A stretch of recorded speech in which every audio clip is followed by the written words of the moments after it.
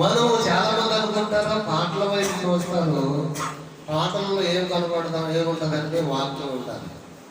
ఒక పాటకు 3 చరణాలు ఉంటాయి. 3 చరణాల్లో ఒక్కొక్క చరణం ఎలా ఉంటుందంటే, కొందరు ఇంటను కూడి ప్రార్థనలో నిన్ను ఆరాధించగా, కొందరు ఇంటను కూడి ప్రార్థనలో నిన్ను ఆరాధించగా, అగ్నిలోన దర్శించినావు, ఆత్మవరములు ఇచ్చినావు. స్తోత్రం చెప్పండి. స్తుతించడం ద్వారా ఎవరు అమ్మా? దేవుని ఆత్మ అక్కడ అగ్నిలో ఏం చేస్తుంది?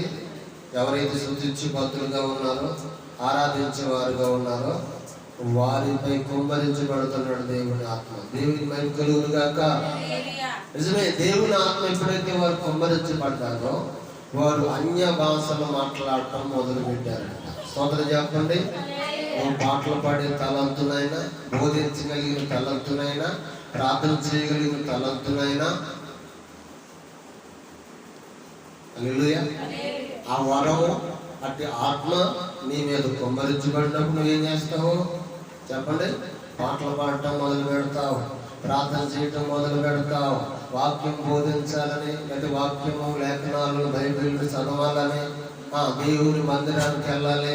ఎన్ని పనులున్నా సరే నీలో ఒక ఉద్రేకాన్ని కలిగించి దేవుని ఆత్మ చేస్తుంది. ప్రత్యేకపరుచుకుని ప్రత్యేకమైన రీతిలో నడిపిస్తుంది. దేవునికి మహిమ కలుగును గాక. దీని ద్వారా ప్రభువుని స్తుతించడం ద్వారా స్తోత్రం చెప్పడం గట్టిగా. నిజమే, ఒక్కొక్క సందర్భాలు ఎటువంటి నువ్వు బంధకాల్లో ఉన్నా, ఎటువంటి బలహీనతల్లో ఒక మాట చెప్తున్నాను. పౌలు శీలలు చెరసాలలో ఉన్నారంట, బంధకాలలో ఉన్నారు. వారు ఏం చేశారు? అపోస్తలుల కార్యాల గ్రంథం 20 చూడండి ఒక మాట, 16వ అధ్యాయంలో మనం చూస్తే, అపోస్తలుల కార్యాల గ్రంథం 16వ అధ్యాయం 25వ వచనం కానీ చూస్తే, అపోస్తలుడైన పౌలు అక్కడ చీలలు ఏం చేశారనే దాని వరకు మనం చూద్దాం. 25వ వచనం. అయితే మధ్యరాత్రి వేళ పౌలుయు శీలయు దేవునికి ప్రార్థన చేస్తూ ఏం చేస్తారంటమ్మా? కీర్తనలు పాడుచుంటిరి. అప్పుడు అకస్మాత్తుగా ఏ కలిగిందంట? మహాభూకంపం కలిగిందంట. సరసాలంటే ఏం చేసిందంట? పునాదులతో కూడానంట అదిరిపోయిందంట, అక్కడ కోలబడిందంట. స్తోత్రం చెప్పండి. దీని ద్వారా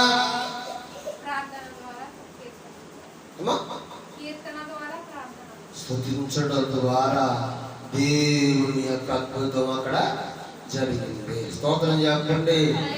అందుకే పరిశుద్ధాత్మ దేవుడు ఇర్మియా గ్రంథంలో మన 30వ అధ్యాయం 19వ వచనంలో మనం చూస్తే అక్కడ రాయబడిన మాట ఏంటంటే, వాటిలో కృతజ్ఞత స్తోత్రములు సంబరపడు వారి స్వరము వినబడును.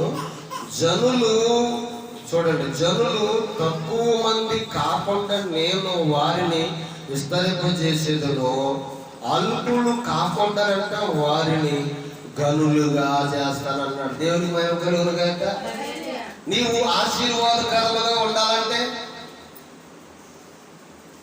నువ్వు గొప్పవాడు అవ్వాలంటే, నీకు మంచి పేరు రావాలంటే, నీకు మంచి కీర్తి రావాలంటే, ఉద్యోగం చేస్తే రాదండోయ్, వ్యాపారం చేస్తే రాదండోయ్, నువ్వు పదవుల్లో ఉంటే రాదండోయ్, నువ్వు వ్యవసాయం చేస్తే రాదండోయ్. స్తోత్రం చెప్పండి గట్టిగా. నువ్వు దేవుని మందిరములో, దేవుని సముఖములో నువ్వు ఎప్పుడైతే నువ్వు ప్రభువుని స్తుతించేవాడుగా, కృతజ్ఞత అనేది దేవుని పట్ల కలిగి స్తుతించి భక్తుడుగా నువ్వు ఉంటావో, నేను ఏం చేస్తాడంటే నిన్ను అల్పులుగా ఉంచాడంట, కానీ నిన్ను కన్నులుగా చేస్తాడంట దేవుడు. స్తోత్రం. ఎలా చేస్తాడంట? ఏం చేయడం ద్వారా? స్తుతించడం ద్వారా. ఆమేన్. మరి నేను ఎలాగయ్యానంటే, నాకు చదువు ఉందా, నా పేరు నాకు రాదు. మరి మా నాన్న అన్నాడు చదువుకుంటామని పడితే గేదెలు కాతామంటే గేదెలు కాతాను అన్నాడు. నిజము, నేనేమి కానివాడిని, పామరునై ఉన్నాను, అడ్డువాడిని. నేను ఎలా ఇద్దడు వాడిని అని తెలిసింటారా? ఇద్దడు వాడిని ఎవరు తెలిసారా? నేను ఒక స్థలానికి ప్రార్థన బాధలను బట్టి నేను ప్రార్థన మందిరానికి వెళ్తూ ఉంటున్నాను. ఆ మందిరంలో ఆ పాస్టర్ గారు ఏం చేశాడంటే కొంతమంది దైవజనులు తీసుకొచ్చారు. దైవజనులు తీసుకొస్తే ఆ మందిరం ఖాళీ లేదు. నేను బయట మందిరం బయట ఎండలో మోకాలు వేసి నాకున్న బాధను బట్టి ఏడుతున్నాను. ఏడుతుంటే ఒక వెలుగు నన్ను ఆవరించిన తర్వాత అలా ఏడుతూ ఉన్నప్పుడు ఆ దైవజనులు రాసిన పాటలు పుస్తకాలు అన్నీ కలిపి ఏం చేశాడంటే 3-4 క్యాసెట్లు ఉన్నాయి, పాటల పుస్తకాలు ఉన్నాయి. అవి పట్టుకొచ్చి నేను ఏడుతున్నాను. ఇలాగా కారెంట్లోనే ఉన్నాను. ఏడుతుంటే ఆ పాటల పుస్తకాలు క్యాసెట్లు పట్టుకొచ్చి అడిగితే తెలుసమ్మా నా చేతుల్లో పెట్టారు. నాయన ఈ పాటలు చాలా బాగుంటాయి, నువ్వు నేర్చుకుని పాడు, చర్చిలోకి వెళ్ళినప్పుడల్లా పాడు అని చెప్పి నా చేతుల్లో పెట్టాను. స్తోత్రం చెప్పండి. నా చేతుల్లో పెట్టినప్పుడు నేను ఏం చేశానంటే, నాకెందుకు, నాకు చదవలేదు బాబు, నాకు వద్దు, ఈ పాడలేను చేయలేను అని చెప్పి మాట్లాడలేదు. అలాగనొద్దు, పాటలు వస్తాయి నీకు అని చెప్పి వెళ్ళిపోయి ఆ పుస్తకాలను ఆ క్యాసెట్లు నాకు ఇచ్చేళ్ళారని చెప్పి గమనించి నేను ఒక టేప్ రికార్డ్ కొనుక్కున్నాను అనమాట. టేప్ రికార్డ్ కొనుక్కుని అందులో పెట్టుకుని ఆ పాటలు అందులో విని ఏం చేసినట్టు నేర్చుకుని ఆ పాటలు పాడటం మొదలు పెట్టాను. దేవుని మేము కలుగును గాక. నిజమే, ఎప్పుడైతే అలా శుద్ధించడం ప్రారంభించానో, పాడటం మొదలు పెట్టాను, ఈ రోజున బైబిల్ చదువు కాదు కదా, బైబిల్ కాదు కదా, ఏ సినిమా కన్నా ఎక్కడికైనా ఏదైనా పోస్టర్లో ఏ క్యాలెండర్ చూసినా, బొమ్మలు చూసినా చూసేవాళ్ళు. కానీ అందులో ఉన్న అక్షరాలు కూడా నాకు అలా ఏమీ తెలియదు, అలా చూసేవాళ్ళు. సోదరం చేస్తాను గట్టిగా. అటువంటి స్థితిలో నన్ను నా దేవుడు ప్రభువుని ఎప్పుడైతే స్తుతించడం ప్రారంభించానో, ఆరాధించడం ప్రారంభించానో, ఈ రోజున బైబిల్ అంతా కూడా నా హృదయంలో తీసుకొచ్చి పెట్టి ఉన్నాడు. స్తోత్రం చెప్పడం గట్టిగా. అందు నిమిత్తం నా దేవునికి నేను ఏమి ఇచ్చినా ఆయన రుణము నేను తీర్చాలను. అందుకే పరిశుద్ధాత్మ దేవుడు ఇర్మియా గ్రంథాన్ని మనం స్వాధీనం చేసుకుంటే 30వ అధ్యాయం 19వ వచనంలో చూస్తే పరిశుద్ధాత్మ దేవుడు అంటాడు, ఆయన ఇదిగో వాటిలోనంట కృతజ్ఞతా స్తోత్రములు వినబడుతుండగా, ఏమంటున్నాయంట, కృతజ్ఞతా స్తోత్రములనంట సంబరపడు వారి స్వరము వినబడును, జనులు తక్కువ మంది కాకుండాను నేను వారిని విస్తరింపజేసేదను, వారు అల్పులు కాకుండా నేను వారిని గనులుగా చేసేదను. స్తోత్రం చెప్పండి. కిందకు వస్తే 20వ వచనంలో ఏమన్నాడు ఆయన, వారి కుమారులు మునుపుడు వలె నుందురు, వారి సమాజం వారి ఎదుట చెప్పండి స్థాపించబడును, వారు బాధ పెట్టే వారందరినీ నేను శిక్షించేవాడిగా ఉంటానంటున్నాడు. స్తోత్రం చెప్పండి. నిజమే కదా, సమాజం అంతటినంట నువ్వు శుద్ధిస్తే సమాజం ఎదుట నిన్ను స్థాపించడానికి నా దేవుడు సమర్థుడు. నిన్ను బాధించే వారిని అందరినీ కూడా, నిన్ను ఇబ్బంది పెట్టు, నిన్ను శోధించే వారందరినీ ఆయన ఏం చేస్తానంటున్నాడంటే గమనించండి, శిక్షించడానికి నా దేవుడు శిక్షించేవాడిగా ఉన్నాడంట. స్తోత్రం చెప్పండి. ఏం చేస్తాడో,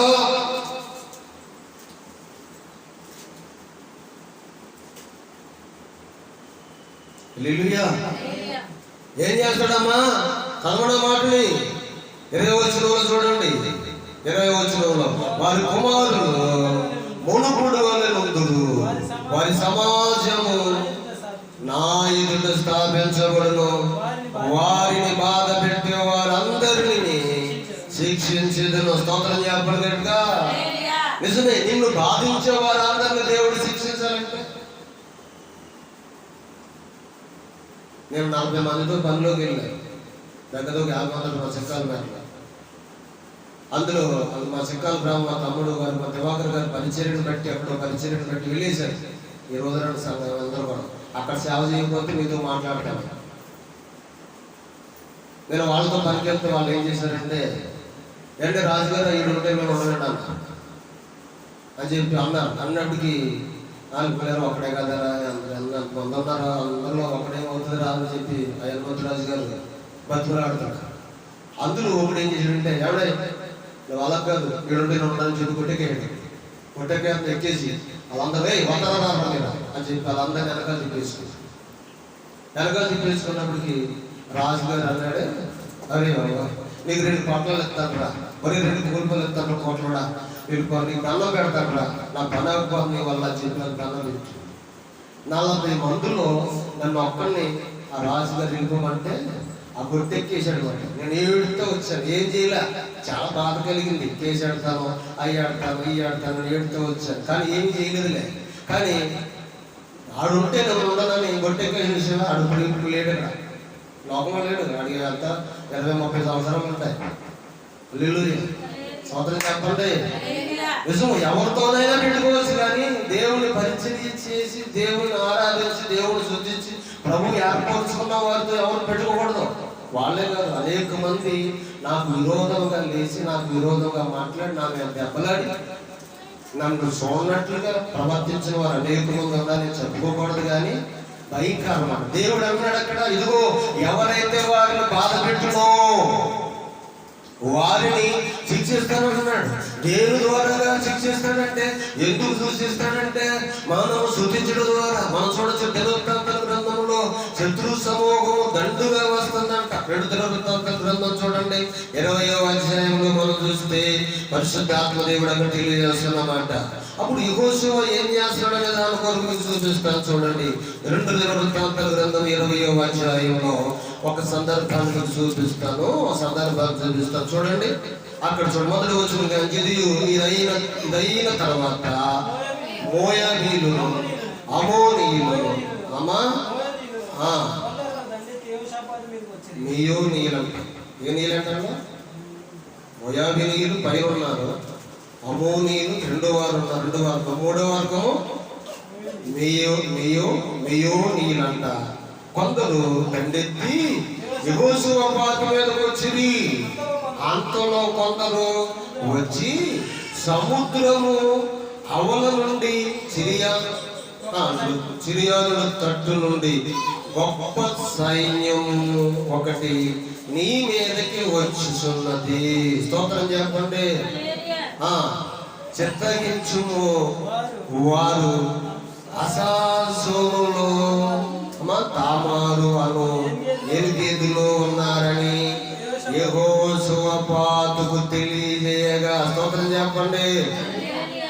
అప్పుడు 3వ వచనం, అందుకు యెహోషువ పాత ఏం చేస్తున్నాడంటే, చెప్పండి, యెహోషువ పాత ఏం చేస్తున్నాడంట?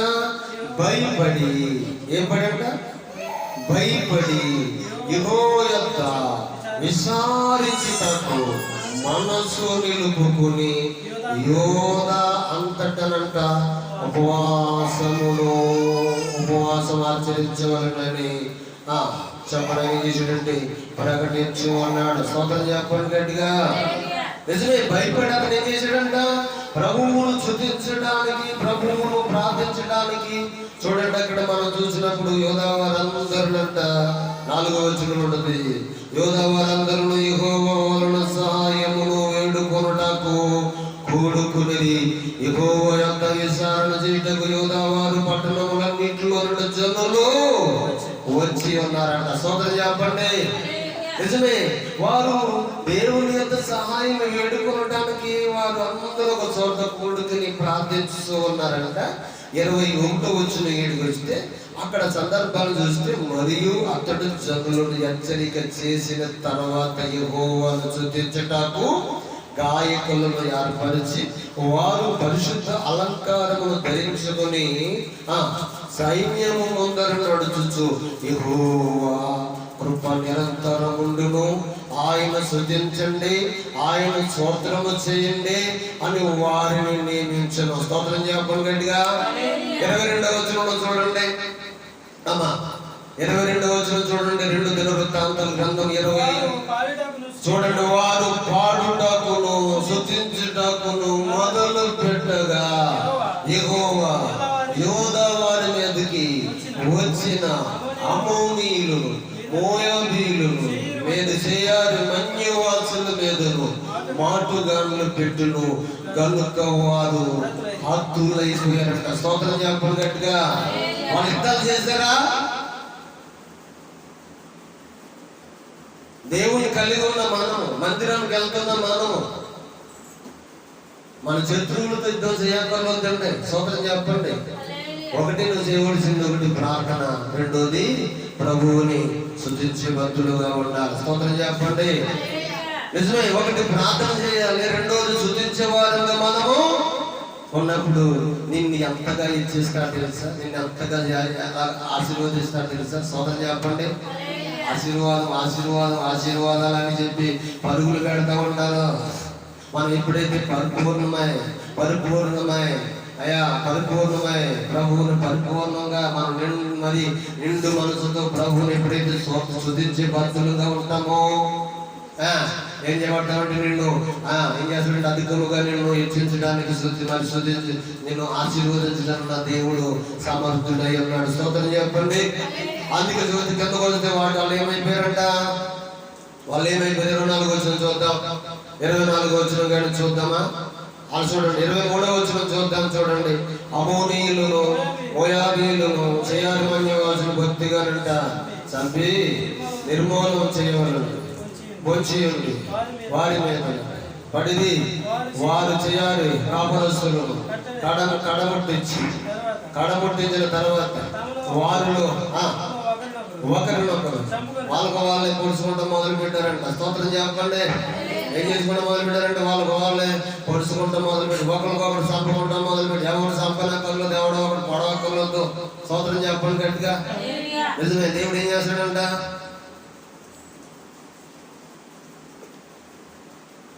అందుకే పరిశుద్ధాత్మ దేవుడు ఏమన్నాడంటే నీకు వారిని బాధ పెట్టి వారందరికీ నేను తీర్పు తీర్చడానికి సమర్థుడై మన దేవుడు అన్నాడంట. హల్లెలూయా. అందుకే నీవు అధికముగా దీవించబడాలి, ఆశీర్వాదకరముగా ఉండాలంటే ఒకటేం చేయాలి, ప్రార్థన చేయాలి. రెండోది ఏం చేయాలంటే స్తుతించే వారుగా మనము ఉండాలి. మూడోది ఏం చేయాలంటే ఆయన వాక్యాన్ని మనము అనుసరించే వారుగా ఉండాలి. ఎప్పుడైతే వాక్యాన్ని అనుసరించే వారుగా ఉంటామో, స్తుతించే వారుగా ఉంటారు, నీ పక్షముగా దేవుడు నిలబడతాడు. ప్రార్థించే వారిగా ఉండగా దేవుడు నీ పక్షంగా ఉంటాడు. స్తుతించడం ద్వారా దేవుని వాక్యం నీలో సమృద్ధిగా నిలిచి ఉంటాడు. కొలసీ పత్రిక చూడండి 3వ అధ్యాయం 16వ వచనంలో స్తుతించడం ద్వారా దేవుని వాక్యం అంట నీలో సమృద్ధిగా నిలిచి ఉంటుందంట. కొలసీ పత్రిక 3వ అధ్యాయం 16వ వచనంలో ఒక మాట చూద్దాం. చూడండి,